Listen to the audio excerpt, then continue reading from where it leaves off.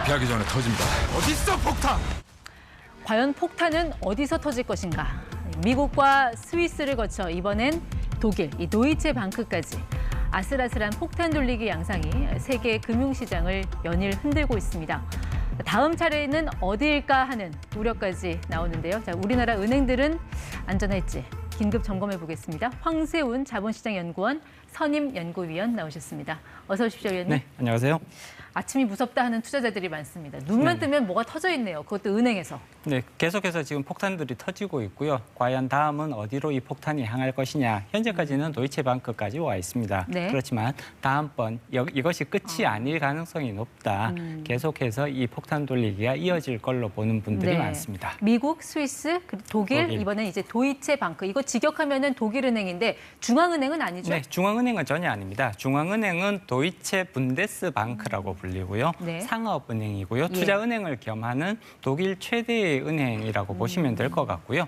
자산 규모가 무려 1,870조 원에 이르는 그러니까 자타가 공인하는 예. 글로벌 금융시장의 큰 손이라고 볼 수 있습니다. 그 기존에 이제 미국, 스위스에서 문제됐던 은행들과는 어떤 체급 면에서는 비교가 네네. 안 될 정도로 큰 은행인데 현재까지 문제가 됐던 은행 중에는 네. 가장 체급이 크다라고 그러니까요. 볼 수가 있고요. 글로벌 어떤 순서로 이렇게 예. 순위를 매긴다고 하더라도 항상 순위권에 들어가는 은행입니다. 이제 큰 은행이 믿음직스러운 거는 이제 큰 배가 잘 안 흔들리는 것처럼 네, 그렇습니다. 뭐 몇 군데 좀 크게 떼어도 덩치가 크니까 뭐 별일 없이 가겠지 하는 그런 믿음 때문 아니겠어요? 네, 그렇습니다. 뭐가 문제가 됐을까요, 이번엔? 일단 이번에는 코코본드가 문제가 됐습니다. 얼마 전에 스위스에서 이제 문제가 되었던 결국 이제 UBS라는 또 다른 은행에 의해서 인수가 된 크레딧 스위스라는 은행이 있었는데요. 이 이제 인수 과정에서 코코본드라고 불리는 채권이 전액 손실 처리되는 이런 이제 상황이 발생을 했거든요. 코코본드 이게 이름은 귀여운데 네네. 뭐 어떤 채권이길래 이렇게 은행들을 흔들어 놓습니까? 네, 은행에서 이제 재무적으로 문제가 생겼다. 예를 들자면 은행이 파산 직전이다. 이렇게 되면 코코본드에 투자했던 투자자들은 투자 금액의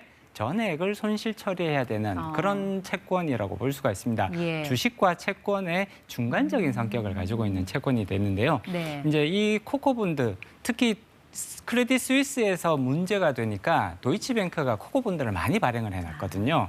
그래서 평균 이상으로 코코본드 발행이 많았던 은행들 네. 불안한 거 아니냐, 위험한 것 아니냐 이런 이제 불안이 제기될 될 수밖에 없었고요. 네. 이 도이체방크가 평균적으로 보면 코코본드의 발행량이 상당히 큽니다. 그러다 보니까 여기도 위험해질 수 있다. 네. 주가가 제일 먼저 반응을 하죠. 그래서 주가가 폭락하는 모습들이 나타나고요. 그러니까 도이체방크 주가 떨어지면서 그 부도 위험률, CDS 프리미엄 그것도 확 올라갔죠? 네, 그렇습니다. 여기가 이제 위험해지는 것이 아니냐. 그리고 이게 금융이라는 것이 결국 심리적인 측면이 굉장히 중요하거든요. 네. 다 같이 불안을 느끼게 되면 결국 실제로 그 불안이 현실화되는 그런 특성들이 있기 때문에 이렇게 주가가 불안해지는 모습을 보이고 CDS 프리미엄이 올라가고 이러니까 결국 얘네들도 무너질 수 있는 거 아니냐라는 네. 우려가 증가하면서 이제 현재와 같은 이런 이제 위기 전조 단계까지 오게 된 거죠. 그러니까 그 코코본드라는 거 이제 이자를 잘 주는 채권 같아요. 그래서 이제 별일 없으면 그냥 이자 받으면 되는 거고 높은 이자 받으면 되는데 별일이 있으면 이제 정말 휴지 조각이 되는 그런 위험한 채권이라는 건데 이 자산 운용에서 차지하는 코코본드의 비중이 이 도이체방크 같은 경우 다른 은행들에 비해서 그렇게 높지 않았다는 말이죠. 그럼에도 불구하고 저 은행이 타깃이 된 이유는 뭐가 있을까요? 일단 이제 도이치방크 같은 경우는 예전에 코코본드와 관련된 사고가 이미 한번 났었던 은행입니다. 사고 친 전력이 있다. 2016년도에 코코본드 발행을 했으면 이자를 제때 꼬박꼬박 지급을 해야 되는데 예. 이자 지급을 못하는 상황까지 가버렸었거든요. 그때 부실이 굉장히 컸었고요. 네. 그 부실 때문에 정상적인 이자 지급이 안 됐던 그러다 보니까 그 부실이 완전히 정리된 거 맞느냐에 대한 우려가 재차 제기될 수밖에 없었던 상황인 거죠. 결국 은행이라는 거는 이렇게 뭔가가 터지지 않으면 금융 소비자 입장에서는 그 안에서 무슨 일이 일어나는지 알 수가 없으니까 네네. 결국 이제 월스트리트 저널 같은 경우는 이런 어떤 은행의 위기가 전염병처럼 확산이 되고 있다. 그래서 뱅크데믹이라는 이제 말까지 나왔습니다. 네, 자, 신조어가 이제 나오고 시작한 그렇죠. 거죠. 독일 다음으로 그럼 전염이 우려되는 국가는 어디를 봐야 될까요? 일단 가장 우선적으로 다음번 타겟이 될 수 있는 국가로 지목되는 것이 바로 프랑스라고 볼 수가 있습니다. 프랑스에도 초대형 은행들이 몇 개 존재를 하는데 이 초대형 은행들이 예전에 문제가 되었던 이태리 국채, 네. 스페인 국채 또는 그리스 국채 그러니까 2000년대 중반에 2010년대 중반에 굉장히 문제가 되었던 그런 채권들이거든요. 여전히 그런 문제가 지속되고 있는데 여기에 대한 예. 손실 포지션이 굉장히 큰 은행들이 프랑스 대형 은행들 네. 중에 몇 개 있습니다. 그러다 보니까 여기도 추가적으로 위험해질 수 있다라는 우려가 지금 높아질 수밖에 네. 없는 것이죠. 결국 이제 바다 건너서 옆집에서 불이 나더라도 이 불이 우리한테 이제 옮겨 붙으면 그때 이제 우리한테도 이제 위기가 되는 건데 금융당국도 오늘 나온 뉴스를 보니까요. 이제 그 유동성 규제 완화 정책, 이게 레고랜드 사태 때 나왔던 조치 같은데 네네. 이거를 6월까지 뭐 연장을 하기로 한다. 계속 유동성 예대율 이런 걸 지금 체크하는 분위기거든요. 네. 우리는 좀 걱정스럽게 봐야 될 은행 어디를 좀 주목을 해서 봐야 일단 1금융권에 있는 은행들, 시중은행들은 여전히 양호한 상태라고 볼 수가 있습니다. 네. 물론 금융위원회가 유동성 규제를 조금 완화 조치를 계속 이어간다든가 이런 조치들을 내보내고는 있습니다만 네. 이건 어떻게 보면 사전적인 예방 조치 차원인 거고요. 예. 1금융권은 여전히 안전하다라고 평가할 수가 있습니다. 반면에 2금융권에 있는 금융회사들은 상대적으로 지금 부실률이 높아지고 있거든요. 우려가 증가하고 있는 상황, 약한 고리라고 볼 수 있는 거죠. 근데 그 이 금융권이라는 게 뭐 새마을금고라든지 신협, 뭐 저축은행 다 포함이잖아요. 네네. 그 약한 고리 어디를 지금 현재 보고 지금 가장 약한 고리로 지목되고 있는 부분은 바로 새마을금고라고 볼 수가 있습니다. 왜 약한 고리로 지적되느냐? 지금 네.